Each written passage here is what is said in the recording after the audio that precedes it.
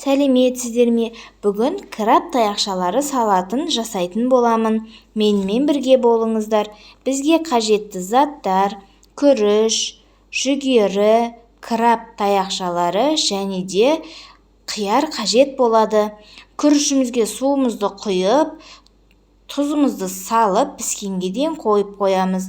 Күрішіміз піскенге дейін краб таяқшаларын 4 бұрышты етіп, дәл видеодағы көрсетілгендей етіп тураймыз.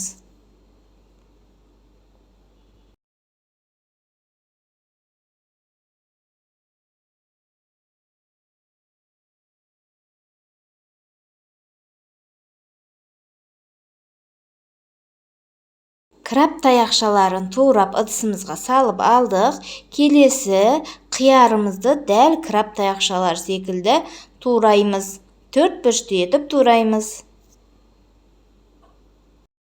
Күрішімізді арасында қозғап тұрамыз. Түбіне алып жабысып қалмасын күріштеріңіз. Қарап тұрыңыздар.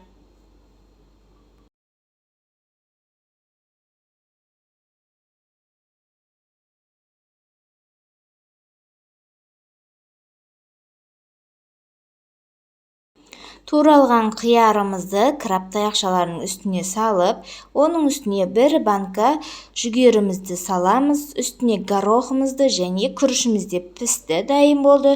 Күрішімізді салып, түгелмен жақсылап біркелкі етіп араластырамыз. Әрине барлық жүгері, күріш, горохтардың суларын төгіп тастаңыздар. Енді жұмыртқамызды да 4 бұрышты етіп тураймыз. Мұнда негізі горохты қосудың қажеті жоқ. Өз қалауыңыз қоссаңыз да, қоспасаңыз да болады.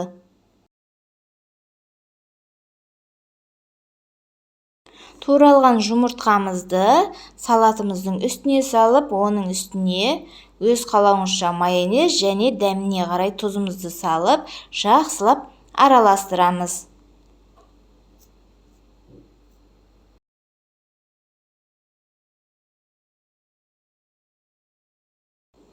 Мінекей, біздің салатымыз дайын. Жасап көріңіздер, өте дәмді болады. Видеоны соңына дейін қарағандарыңызға рахмет.